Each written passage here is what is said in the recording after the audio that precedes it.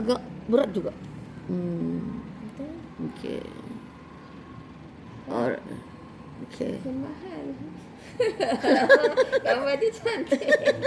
Ya ke? Okey.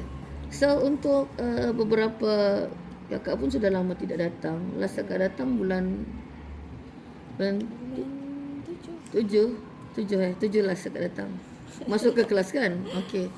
Jadi apa perkembangan pelaksanaan kebat di dalam PDP Izzati?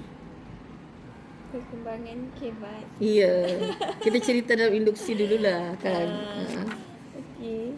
Kalau untuk set induksi, selalunya saya setakat ni saya cuba gunakan infografik untuk kaitkan konten pembelajaran dengan situasi harian pelajar. Contoh macam baru-baru ni saya tunjukkan gambar peta labuan. Saya buat peta labuan Geopark. Wow. Saya buat dengan Okay. Gemini. Okey. Lepas tu kan dekat situ ada tunjukkan jarak-jarak setiap tempat. Okey. Awak tanya pernah pergi ke tak? So mana yang lebih jauh ke? So dari situ semua murid bantu keluarkan maklumat. Dari situ kita bina soalan. Terus hasilkan soalan penyelesaian masalah. Ya. Tapi itu maksudnya cikgu yang menghasilkan soalan lah. Ya, tapi yang itu saya yang hasilkan soalan lah. Cuma maklumat tu sebab dia kan Labuan kan memang tempat sini kan. Ya. Jadi dia boleh relate dengan ni jauh, sini dekat. Begitulah. Menarik. Jadi budak pun dia rasa seronok lah mungkin. Ya, saya tengok peta Labuan tu. Kemudian pernah juga saya gunakan poster. Rasa ada satu event sukan triathlon tu yang ada swimming dengan berbasikal dengan satu lagi jogging. Berbasikal berlari lah, lautan kan. So dekat situ ada maklumat berapa kilometer setiap event. So cerita pasal event tu dululah. Dekat Labuan pernah ke tidak. Saya kata siapa yang pernah join, tapi sekolah rendah tak ada lah. Pernah join kan, tapi cerita pengalaman masing-masing lah. Dia pernah swimming sebab dan tu ada atlet swimming, ada atlet running kan. Lepas tu barulah kita cuba tanya soalan berdasarkan poster ni, mana jarak yang paling dekat lah awak rasa ini. So dia boleh bezakan unit, bezakan jarak. Menarik lah. Maksudnya daripada stimulus tadi, infografik tu, kita boleh memberikan soalan yang mengaitkan dorang dengan kehidupan. Ya, benda yang dia dah biasa nampak. Kalau cuma secara lokalnya memang dia nampak lah. Ada ke masa Cikgu Zati menggunakan infografik tu kan, mengambil kesempatan untuk memberikan soalan terbuka? Maksudnya lebih terbuka lagi lah. Soalan terbuka. Yang lebih kritis sikit lah. Macam kita kan melatih budak kan. Selalunya kalau soalan terbuka, macam kemarin saya cuba buat, saya ajar pecahan untuk tukar unit tu. Okay. kg, km dengan liter kan. Ni kita dah fasa yang kita guide pelajar tu. Kita dah saya ajar gunakan kaedah visual untuk dia bantu dia tukarkan pecahan kepada nombor bulat. Sebab pelajar saya kalau kita guna prosedur dia agak susah sikit. Maksudnya pakai visual? Maksudnya saya kena lukiskan gambar lah. Saya sediakan gambar rajah. Ini maksud dia 1/5, ini maksud dia untuk gambar. Jadi ada buat dalam digital atau just conteng di depan whiteboard kah? Saya conteng di depan. Saya buat juga dalam tu Ada slide, juga? tapi tidak nampak. Iya. Dia mau melukis juga. Kemudian lepas kita bagi satu soalan kaitkan, lepas tu dia murid saya olah sedikit soalan tu. Macam contoh saya kata, okey, sekarang 1/2 kg ialah 500 G kan. Dengan maklumat ni apa lagi maklumat yang awak boleh bagi. Okey cikgu, jadi kalau 7 1/2 kg Berapa? Jadi dia sendiri yang saya open lah. Saya kata, Ya. apa lagi yang awak boleh keluarkan daripada sini? Boleh? Ya. Begitulah. Boleh. Maksudnya sebenarnya dalam tu ada elemen berfikir. Ya. Kan? Dia mau menghasilkan, dia seolah-olah dia menghasilkan satu soalan yang lain kan? Ya betul. Macam yang kita bagi kan basic macam 3/4 Ya. semua tu. Kemudian dia sendiri yang explore lah nombor-nombor ni. Dalam kelas tu berapa persen yang berjaya buat begitu? Kemarin kan saya berani cakap 80% boleh. tahniah. Walaupun murid tu inklusif. Wow. Macam Ya. mesti ada yang Maksudnya kita kenal pasti budak di sana dia lebih kepada apa namanya tu? Visual. ya, dia memang visual spatial lah. Kan? Dia lebih kepada tu visual. Ya. Satu kan kalau dalam apa ni kalau hari tu kakak ada bagi tahu tentang kemahiran-kemahiran budak. IKP kan, inventory kecerdasan pelbagai. Kalau kita kenal budak tu adalah lebih mudah kita menggunakan cara yang sesuai untuk murid kan. Betul. Cuma kakak pun baru dapat tahu untuk IKP tu sekolah rendah tiada pula. Dia macam di sekolah menengah, tetapi itu sekolah menengah pun rupanya hanya budak form 3 je. Tapi kakak sudah ada buat permintaan lah hari tu masa mesyuarat kan. Supaya benda tu boleh digunakan kepada semua. Jadi contohnya IKP tu dia akan dibuat oleh konselor lah, bukan guru biasa. Jadi kita boleh dapat data tu daripada konselor sepatutnya at least. So kita sendiri pun tidak mampu. Cuma ada satu kali kakak pergi ke LIS kan. Kakak kan pusing-pusing lah tengok orang punya kelas kan. Cikgunya ada minta macam budak tu tulis dia suka apa. Macam mungkin secara kasarnya kalau kita mau tunggu konseling tu kan agak lambat sikit. Mungkin kita ambil ruang dan peluang. Kita minta dorang tulis mengenai diri dorang sendiri, apa kesukaannya, apa hobinya kan. Mungkin itu boleh membantu jugalah. Tapi macam Izzati kan, kebetulan bila Izzati try, kita boleh nampak apa sebenarnya kecenderungan dia. Sebab macam tajuk pecahan ni kan dalam semua tajuk pun ada. Saya kan ajar tajuk pecahan dari bab 2 lagi kan. Saya dah try and error dekat situ. Jadi saya dah tahu dekat yang untuk tajuk seterusnya saya lain je. Jadi boleh tulis amalan baik lah kan? Saya dah tulis kajian tindakan. Ini sudah? Saya tulis kajian tindakan berkaitan dengan ni lah, macam penggunaan lembaran kerja bergambar. So saya kaitkan dengan teori kecerdasan pelbagai. Wah, menarik. Saya dah tulis. Tapi belum dibentang lah. Masih simpan dulu lah. Okey, baik. Boleh ada nanti kan? Untuk laris tu saya dah register ni. Lepas tu Yang Labuan ni kan? bulan 9 ni saya ada present. Tapi yang bawah dengan SK Pantai tu kajian tindakan 12 langkah tu. Okey. Saya register itu juga. Teruskan. Itulah dua. Sebab banyak lagi event tapi Kita pilih lah kan. Menarik lah yang tadi tu, yang pecahan ni kan. Ini sudah tulis belum? Sebab dia tajuk dia berkaitan dengan pecahan kan. Yang memang dah tulis. Sama lah Saya yang dah inilah. tulis. Masih memang. Sebab satu lah. Ada lagi tajuk yang saya nak buat. Saya tanya doktor juga macam ada beberapa tajuk saya nak buat tapi macam ada sikit pasal technical issue lah. Bukan technical issue, macam ada benda saya tak pasti kan. Ya, kalau macam kita mau lebih ilmiah tu maksudnya memang kena tanya dengan doktor lah. Saya ada attend dia punya bengkel lah tu. Saya ada faham sikit lagi lah. Ya, ada penambahan lagi kan. Pasal saya ada guna GeoGebra juga untuk ajar.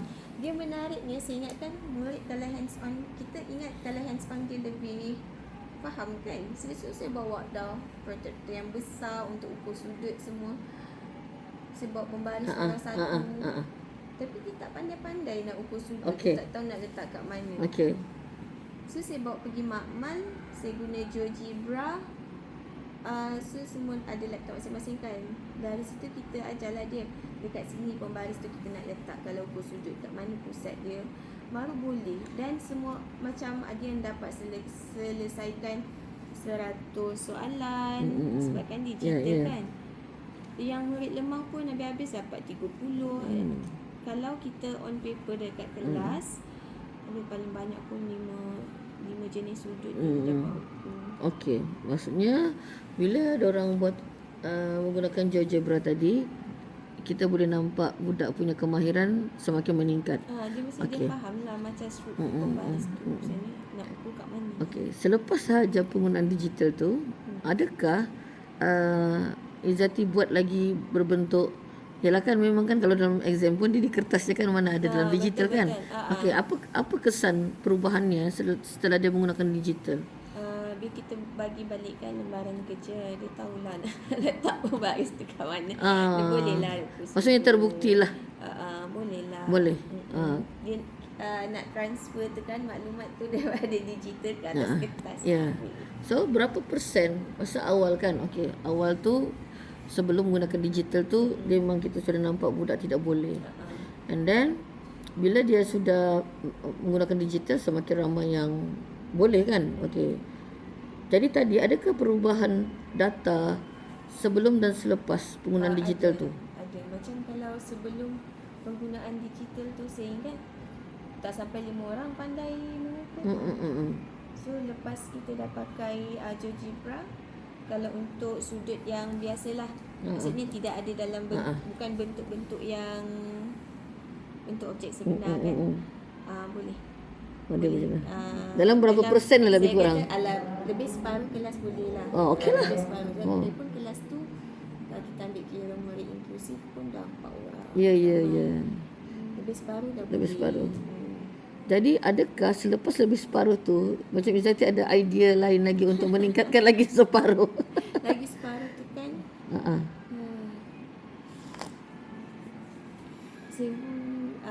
Saya belum ada idea lagi lah, tapi saya sedang memikirkan sambil nak menulis paper tu kadang-kadang kita dah ada idea. Betul. Mungkin kita boleh baca juga orang lain punya kan. Mungkin ada idea yang kita tidak nampak kan. Okey, tahniah. Mencari je. Jadi maksudnya itu belum selesai lagi lah kan. Boleh diusahakan lah. Sebab sekarang ni kakak rasakan benda tu apa yang Izzati lalui, mungkin cikgu lain pun lalui. Cuma mungkin ada yang jalan terus ya kan. Tapi seandainya lah kalau kita boleh sharing benda ni, sekurang-kurangnya ada idea. Contoh macam kakak masa kat bengkel yang ni, dorang tanyalah macam mana mau cari, tidak ada mengait dengan bengkel. Dorang tanya macam mana mau cari pusat putaran. Dia sangat, pusat putaran ni dia kakak rasa memang sangat mencabar. Kalau guru baru pun dia akan lagilah mencabarkan. Kakak sudah guna macam-macam. Guna pembaris, buat garis serenjang, pakai pembaris segitiga. Tapi semua tu mungkin daripada 30 orang, 10 orang murid, ya boleh. Sampailah kakak tertengok ada satu YouTube kan. Dia kira petak je. Tapi dia mengira petak ni dua lah. Satu yang memutarkan, satu mencari pusat.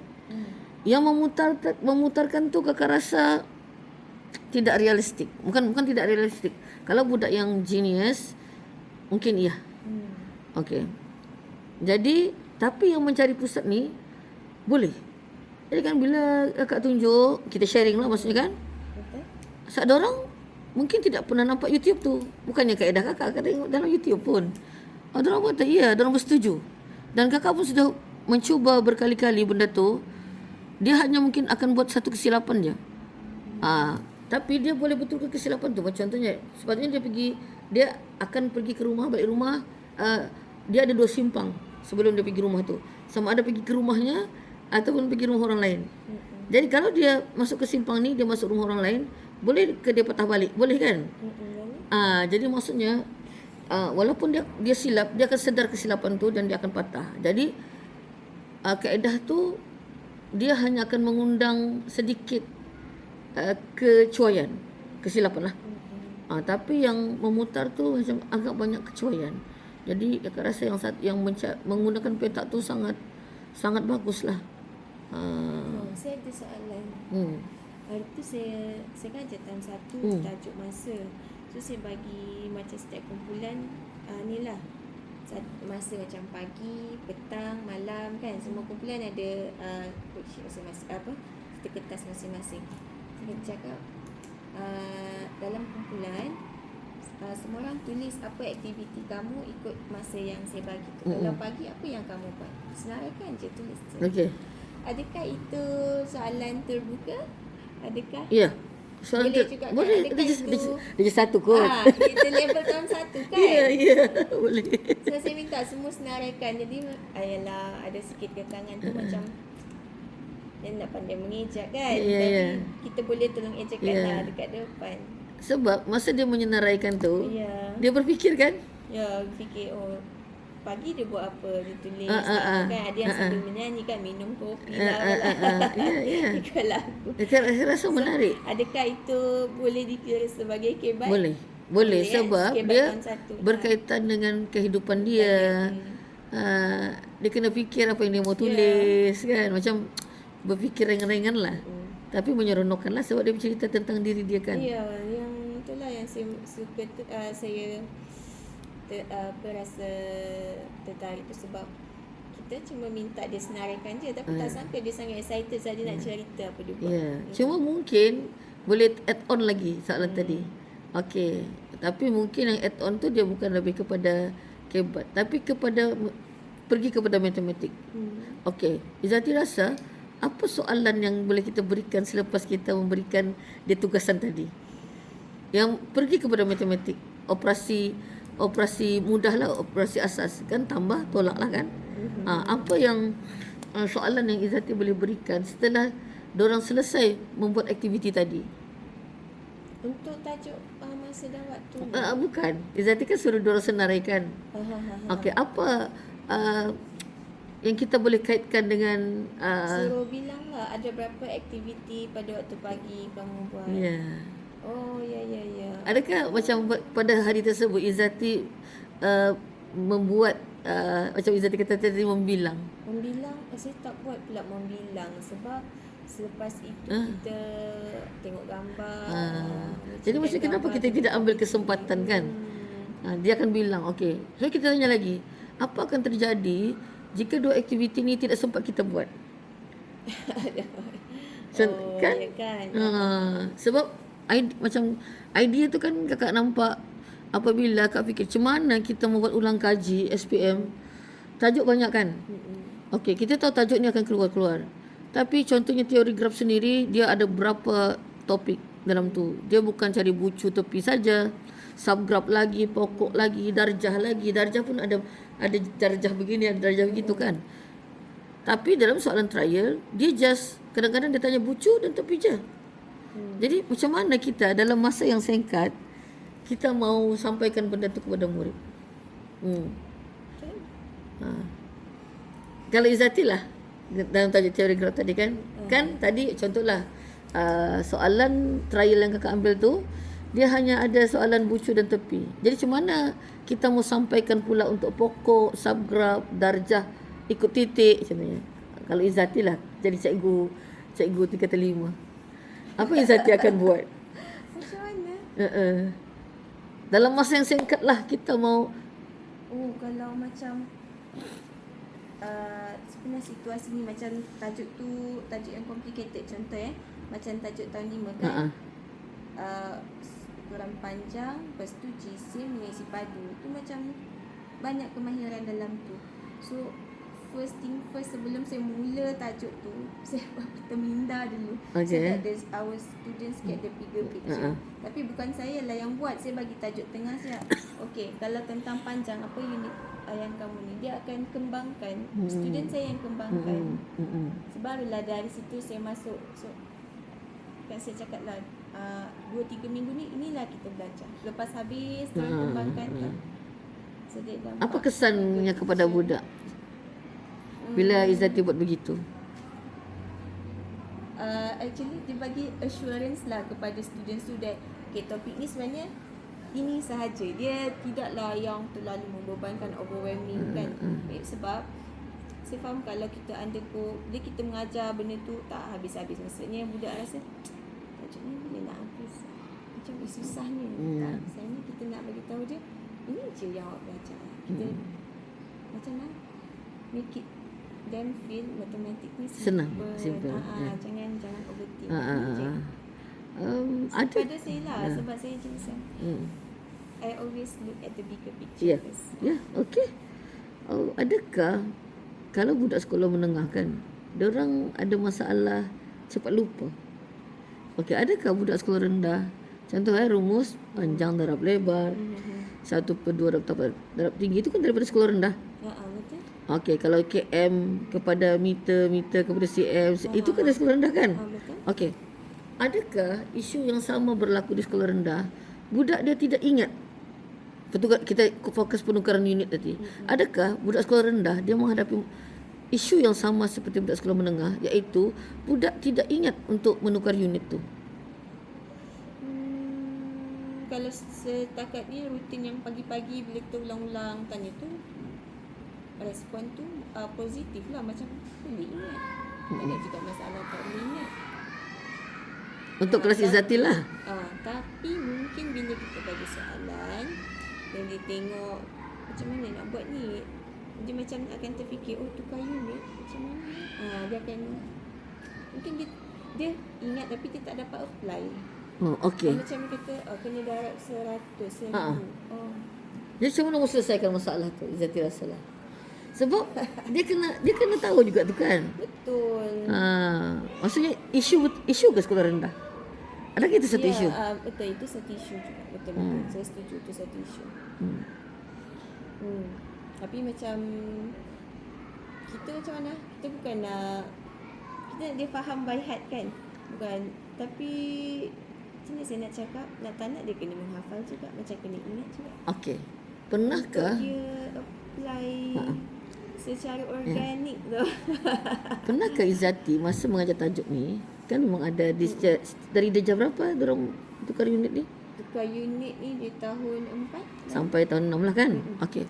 Masa Izzati mengajar tajuk ni, ada buat PDP yang dia ada satu nama betul kaedah PDP tu. Contohnya kita bawa budak keluar daripada kawasan sekolah. Izzati rasa apa ideanya boleh kita membantu tajuk penukaran unit tadi tu yang kita bawa keluar daripada kelas? Saya pernah buat aktiviti penyiasatan. Alright. Okey, macam mana aktiviti penyiasatan tu? CSI tu. Okey. Ya. Boleh, silakan. Terus je. Okey. Saya buat CSI. Okey. So dalam tu saya gabung tiga-tiga ni, panjang, kasih padu dengan GSIM. Alright. Okey. So murid tu sendiri yang ukur. Kan kalau dalam pembaris kan dia ada macam 2 unit kan. Tapi dalam soalan saya cakap lah saya nak jarak larian, jarak mangsa ni mungkin berjalan berapa meter, berapa panjang tulang mangsa, macam tu lah. Saya buat dekat luar kelas tu. Maksudnya? Gunakan kes, saya buat satu kes. Okey. Dia selesaikan masalah. Macam tu lah. Maksudnya ada pertukaran unit lah dalam tu. Ya, tapi dia kena ada kemahiran, tiga-tiga kemahiran mengukur dan hands on. Adakah ketika aktiviti tu budak mampu membuat penukaran unit tadi? Kalau kita gunakan peralatan yang betul, boleh. Kalau peralatan tu mampu membantu dia. Contoh macam pembaris kan. Kalau pembaris 1 meter tu kan dia ada ukuran meter dengan sentimeter. Boleh. Okey. Seandainya lah tidak ada macam kita kan just ada kalau kilometer tukar ke meter darab 1000, betul? Betul. Okey, tapi dia tidak ada alat tadi. Apa idea Izzati untuk membantu murid? So sekarang ni bila realiti nanti budak dalam exam lah kan, akhirnya mau tidak mau dia kena mahir juga yang itu kan. Betul. Okey, sebab kita mau tadi aktiviti yang di luar itu sepatutnya boleh membantu murid secara betul. ya. Okey. Sefaham saya lah, kalau kita nak bantu murid visualize ni kan, kalau kita gunakan alat bantuan digital, dia akan dapat visualize dengan lebih mudah lah. Itu macam benda-benda yang senang untuk murid compare dia punya skala tu. Itu kalau 100 gram tu yang bagaimana, kalau 1 kg kita nak compare dengan gram. Okey, adakah Izzati sudah pernah membuat bahan begitulah? Saya tak pernah buat bahan tu, tapi saya dah explore ada dalam Google Delima, ada dalam Delima Okey. yang TVET Sains punya tu. Maksudnya belum dicuba lagi lah. Saya tak pernah buat pergi kelas lah. Saya Baik. belum lah. Baik, mungkin Belum berpeluang lagi. maksudnya kalau nanti Izzati ada mencuba, boleh kongsikanlah apa dapatan daripada itu. Sebab kakak untuk pertukaran unit ni sekolah menengah sangat penting. Betul. Jadi maksudnya kita mau dorang punya basic asas daripada sekolah rendah tu kan, boleh membantu dorang nanti di sekolah menengah. Banyak lagi lah dorang bincangkan kemarin yang asas tu datang daripada sekolah rendah. Tapi kakak tahu yang asas sekolah rendah kadang-kadang yang itu kan dia hanya permukaan sahaja. Surface, betul. Jadi bila permukaan saja pun tidak cukup sebenarnya untuk membawa budak tu ke sekolah menengah. Sebab kita tekankan sekolah rendah tambah tolak, darab dan bahagi. Kan itu pun tidak sesenang yang apalah kan. So nanti bila angkatan baru kemungkinan besar dia jadi macam PMR lah. Paper 2 tanpa calculator. Paper 1 dia guna calculator. Maksudnya tapi belum diputuskan lagi lah maksudnya kan. Sebenarnya kakak okey je mana-mana dua-dua tu kan. Cuma itulah bila zaman digital sekarang kan, tiba-tiba dia macam berundur. Kita sudah pergi ke depan tapi kita patah balik. Tak tahulah, memang cabaran lagi tinggi lah nanti. Sebab yang ada kalkulator sekarang pun tidak semudah. Sebab budak kita punya fokus sekarang tidak sama macam dulu. Dia sangat pendek. Dan apa macam cikgu ni dia memang tidak boleh old school. Kalau kita old school memang ketinggalan lah kita daripada budak. Handle dia macam kurang pada saya lah. Kurang daya tahan. Memang. Ya. Benda dia baru sebelum lagi baca soalan adalah baru kita paparkan soalan. Apa ni cikgu? Alah, bacalah dulu. Tapi kakak yakinlah macam Izzati mampulah untuk mendorong. Itu yang pentingnya dorongan apa tu nama tadi? Dorongan emosi dengan dorongan minda kan. Macam mana dorongan minda tu kita boleh paksa. Okey, emosi kita paksa untuk dia menjawab tapi tanpa dia sedari. Macam kita mendorong dia dengan happy. Anak-anak apa tak sedikit saya share tu yang simple tapi bukan yang basic-basic je lah. Punya last lesson tu apa saya buat cartapai ni yang lesson kemarin ajar cartapai ajar apa ajar untuk mentafsir cartapai ni kan yang bagus. Data lah maksudnya kan? Data. Okey. Apa maksudnya? Okey. Inilah macam mana nak padankan data dengan cartapai. Okey. Tapi ini kan anak murid saya semua boleh buat. Ya Allah, tak betul. Kalau sekolah rendah dia macam mana? Dia just Dia just padankan je macam kalau yang paling besar ni yang mana satu. Cuma tak banyak sebab dia simple. Tu saya macam kita mesti nak. Itu yang tadi yang ni macam Ini, bar. Ini actually dia bagi langkah penyelesaian ni cadangan yang not ULM lah tapi dan juga cadangan dalam buku teks tapi saya tak adalah gunakan sebab sebab cuma tahun 6 kita tak belajar bacat ni kita belajar tahun 4 Carta Palang. Tapi ini kan nama dia macam apa dia sebut dalam buku teks tu? Kaedah bar ke? Kaedah bar. Kaedah bar. Okey, kaedah bar ni untuk tingkatan 1 dia memang minta diterapkan. Sebab apa? Okey, bila Izzati nampak kaedah bar ni kan, dia akan nampak dari segi visualnya. Visual. Ah. Kaedah bar pun ada je dalam sekolah rendah. Maksudnya memang ada lah. Pernah juga saya pakai. Ada. Okey. Tak apa lah, ini contoh-contoh soalan. Ya. Ni kalau sekolah ni 3, jadi sekolah ni berapa. Jadi dia kena kaitkan lah. Okey. Masa Izzati mengajar tajuk ni kan, apa elemen kebat yang Izzati masukkan daripada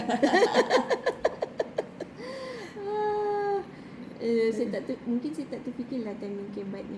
Okey, cuba tengok yang carta bar ni adalah berdasarkan olahraga kan? Yang ni kan? Olahraga maksudnya cuba tengok. Okey, yang inilah kan? Bilangan peserta olahraga 4 buah sekolah.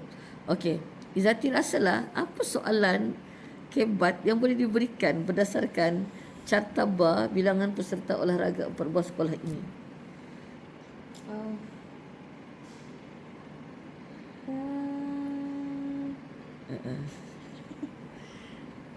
Macam mana saya nak kebatkan ni? Ya, macam mana? Okey. Berdasarkan data tu budak nampaklah. Apa yang mungkin budak akan nampak daripada data tu secara kasarnya? Secara kasarnya, kan dia dah bagi maklumat sini 3 kan? Dia automatik akan tahu sini pun 3. Jadi berapakah nilai Q? Sebenarnya saya akan pergi situ dulu. Jadi kalau ini 3 dan ini 3, berapakah nilai Q? Okey, adakah soalan tu ditanya? Ada. Okey, jadi adakah budak boleh jawab? Boleh. Cuma ada yang sebab sebelum tu saya dah bimbing kalau untuk ni 90 darjah. So nilai dia mesti sama dengan 45 darjah dengan 40 darjah. Jadi saya dah bimbing dulu. Maksudnya so boleh, cuma ada je yang belum, macam dia masih macam mana nak dapat ya. So kita ajarlah balik. Nilai saya kaitkan sudut dengan nilai sebenar. Okey. Adakah masa budak, dia kan budak kena berfikir dia menjawab tu kan? Apa kaedah yang macam Izzati sarankan kepada budak tu untuk membantu dia berfikir? Ada kaedah ke tidak, atau orang just conteng-conteng ke? Membantu dia berfikir? Ya. So kan sekarang ni mungkin ada budak dia terus nampak 45 kan dia sudah bagi 3 orang. Okey.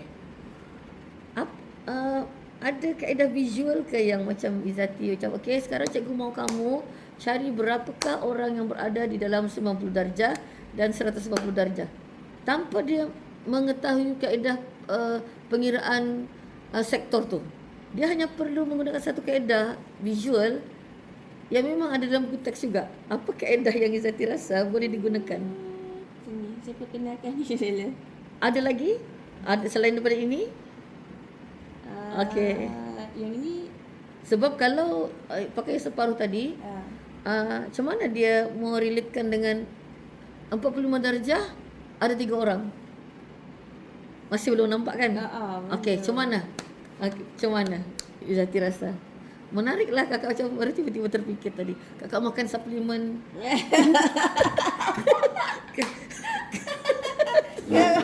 Saya kena makan suplemen lah. Macam mana kak? Aduh, saya tak dapat tangkap. Cuba lagi Izzati ni. tengok balik carta tadi. Okey, sekarang cuba Izzati kaitkan dengan bar tadi. Baca ni tadi. Ya, cuba bar ni, macam mana Izzati gunakan bar ni untuk membantu murid menampak berapa bilangan orang dalam 180 darjah tu, 90 darjah tu.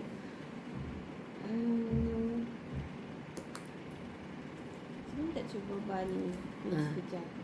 Oh, maksudnya Okey, macam mana? dia kena senaraikan lah. Okey. Contoh sekolah P dia senaraikan 3. Okey. Menggunakan bar. Okey, guna bar 3. Okey. So kalau ini 45 darjah, itu maklumat yang dia ada kan? So dia akan pergi dekat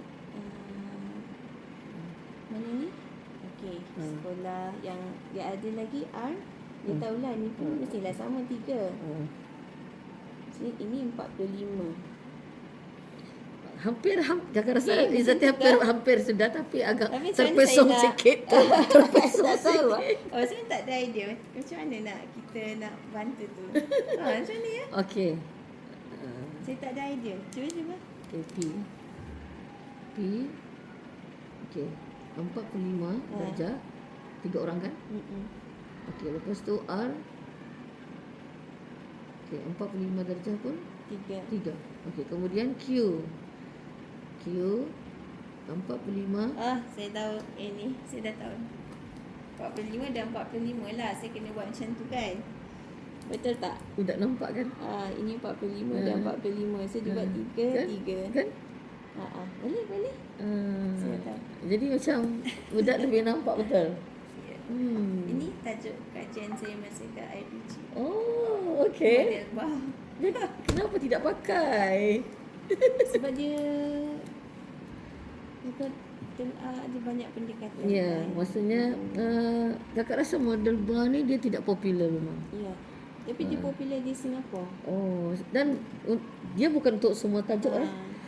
Kakak rasa nisbah dan kadar ini Actually, penyelesaian masalah populasi asas tu boleh. Kan? Cuma untuk kita kan terapkan dekat budak mesti mula daripada, maksudnya dari kecil-kecil lagi lah. Dia biasakan kalau tak ada akan terkejut. betul. Dan sebenarnya benda ni membuatkan murid berfikir. Dia fikir kan? Okey.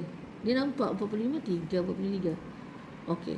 Sekarang ni kalau 90, apa dorongan minda kita kepada budak tu supaya dia boleh mengeluarkan dia satu cabaran lah untuk kita. Sebab macam misalnya kita tadi, kita budak tu belum biasa. Dia bukan belum biasa sebab dia berfikirnya kan masih agak perlahan. Betul. Jadi dan kalau lagi-lagi dia tidak pernah nampak, dia belum ada pengalaman, jadi mungkin lebih sukar untuk dia. Betul. Tapi kalau digunakan sudah beberapa kali, kakak rasa mungkin untuk setengah murid. Sebab bukan semua murid akan nampak. Sebab murid kan berbeza dia punya kemahiran. Cara berfikir betul. Actually itulah saya fikirkan.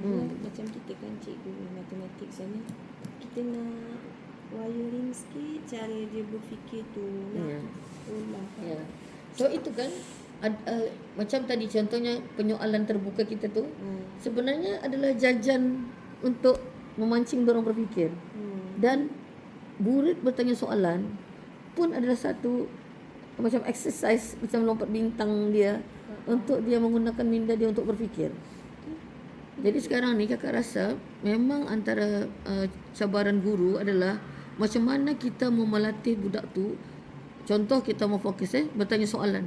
Kita terpaksa latih dia dulu macam mana dia menghasilkan soalan. Betul.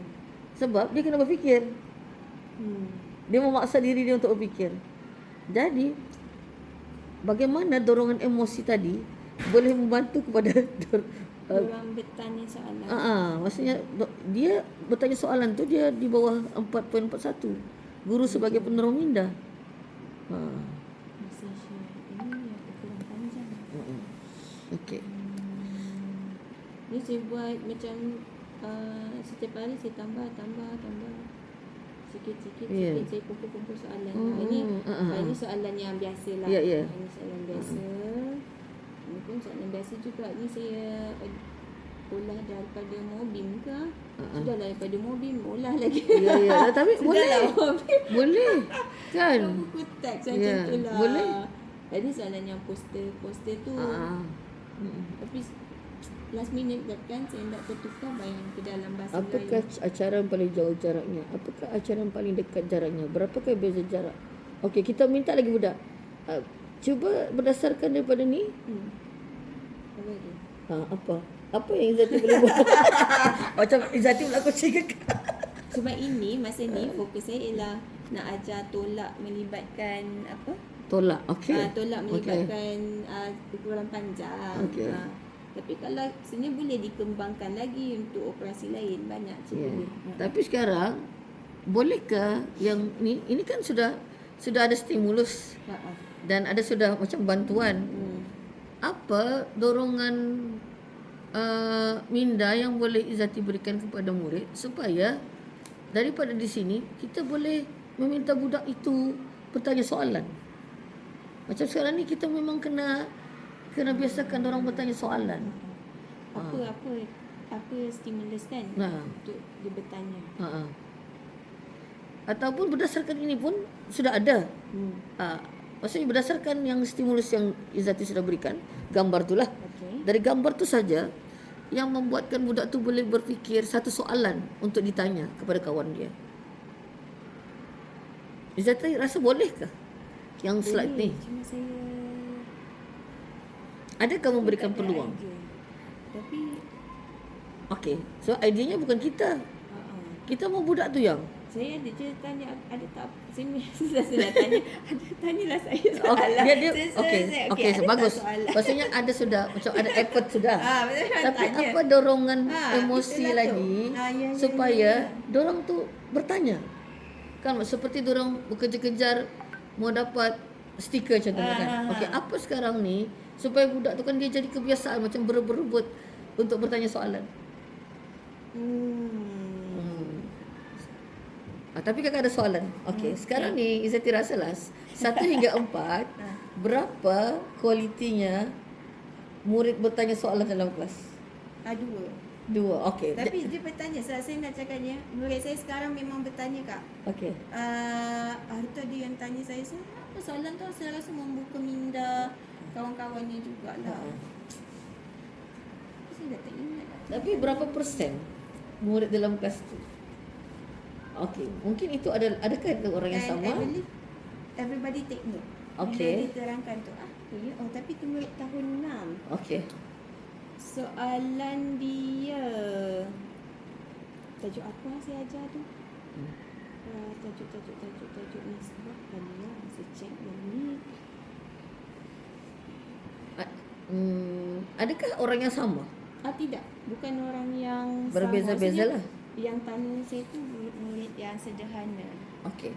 Dalam kelas Izzati contohnya dalam 30 orang, berapa persen yang akan aktif bertanya soalan? Kalau ni kelas mana? Kelas Mana-manalah. Katalah kalau Pilih kelas satu. tahun 6 tu yang akan aktif tanya soalan dalam, saya rasa ada dalam kurang 10 lah. Okey. Kurang 10. Maksudnya Tapi kurang dia- 10. Tapi bukan semua murid pandai je. Dia akan ada murid yang sangat lemah yang suka tanya soalan, murid sederhana, murid pandai pun memang. Okey. Macam mana Izzati mau tingkatkan lagi daripada 10 tu? Supaya iyalah sebab kita mau try dapat 4 ni dalam Dia macam ni kak, yang tanya cikgu apa ni saya tak faham. Itu biasa. Okey. Tapi yang bertanya macam cikgu, maksudnya yang bertanya membuatkan kita Wow. menerangkan macam menerangkan kekeliruan diorang tu, memang dalam 10 orang tu adalah. Okey. Jadi soalan kakak masih sama. Macam mana nak meningkatkan tu kan. Ada satu. Saya pun sedang mencari jalan macam mana supaya budak ni bertanya. Ingat ke tidak hari tu kita macam kakak ada macam kita bincangkan satu cara yang boleh melibatkan semua orang. Yang kita tetapkan mesti ada aktiviti bertanya soalan. Okey. Ya. Apa yang itu? Adakah benda tu telah ditrain Sudah saya cuba. Okey. Tapi kualiti soalan tu lah. Ya. Dia berjaya budak bertanya. Okey. Setiap wakil kumpulan ada tanya soalan. Cuma itulah, kita terima je semua soalan. Tapi kita dah tahu dah, kadang dia tanya tu soalan yang dia dah tahu dia pun jawab. Okey, berapa kerap percubaan itu? Maksudnya kak, adakah dia menjadi amalan, menjadi budaya ke? Belum saya berjaya membudayakan. Bukan saya tak nak membudayakan. Tapi saya tengok macam ada kelas yang dah okey ni boleh. Ada kelas yang masih bertatih ni saya nak baru nak ajar lati-lati. Okey. Kan sekarang ni bertanya soalan tu mungkin secara lisan kan? Ya. Okey. Apa idea lagi selain daripada bertanya soalan secara lisan? Sebab macam Izzati kata tadi, okey, mungkin ini tidak sesuai untuk budak ni. Okey. Ada cara lagi? Secara bertulis akak. Secara bertulis ke? Sebab saya terfikir tu yang saya baru ni tengok orang share. Dia buat apa tu? Macam exit ticket, tapi buat macam tu lah yang kita pernah terfikirkan tu, buat mailbox. Macam mana kita mau dorong budak tu dia bertanya soalan tu lebih tinggi kualitinya kan? Okey, kan kita sudah train orang. Okey, tapi kita mau naikkan kualiti penyoalan orang tu hari ke hari semakin tinggi. Tapi kita tidak expect dia terus tinggi. Jadi apa dorongan Izzati supaya kualiti penyoalan orang tu semakin tinggi hari ke hari?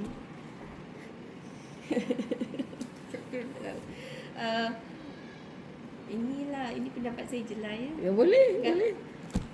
Kalau pemahaman dia makin tinggi, kualiti soalan dia makin tinggi. Ada saya lah. Ini saya punya observation pertama.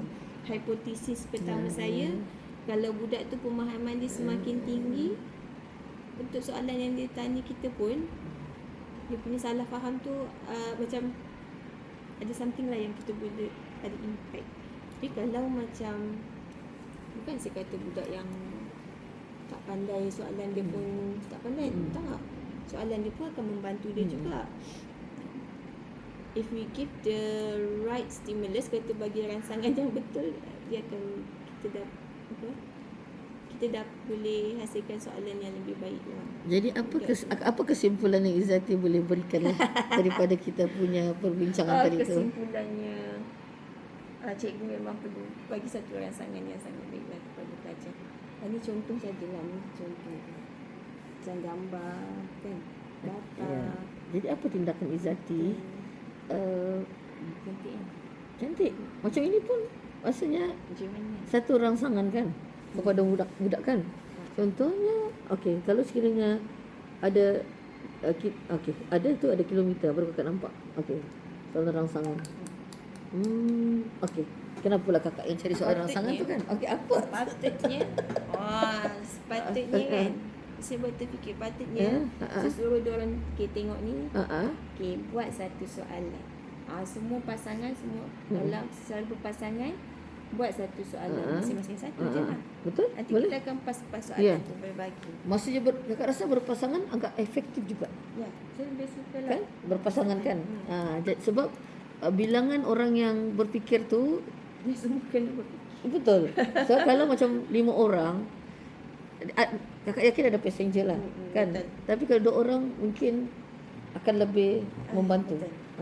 Mungkin boleh buat satu percubaan lah. Maksud kakak percubaan tu percubaan yang istiqomah, yang kita akhirnya nampak hasil. Betul. Sebab yang ini masa ni saya dah siap-siap soalan. Jadi macam diorang datang depan, ada tinggal keluarkan maklumat. So betul, ada baiknya kita bagi macam ni open. Okay, buat satu soalan dulu. Sebelum saya pergi ke soalan saya, baguslah diorang hasil bina soalan masing-masing. So kita tengoklah. Okey, apa pandangan Izzati kalau sekiranya kakak katakan setiap kelas kita memang kena memberikan satu aktiviti ringkas untuk murid itu membuat soalan. Saya setuju. Rasanya saya setuju. Okey, jadi sebab saya pun sedang berlatih untuk itu. okey. So apa tindakan Izzati selepas ini? Tindakan saya, kalau yang saya mampu buat ialah macam ni lah. Saya hasilkan bahan infografik yang ada banyak maklumat matematik yang macam ni kan. Jadi itulah saya nak cuba yang tu. Macam saya bagi diorang masa meneliti bahan rangsangan secara berpasangan. Saya akan soalan. Saya nak cuba tu dulu. Baik. So hari ini kita Saya akan cuba. Nampaknya kita ada buat satu persetujuan hari ini, saya akan iaitu cuba.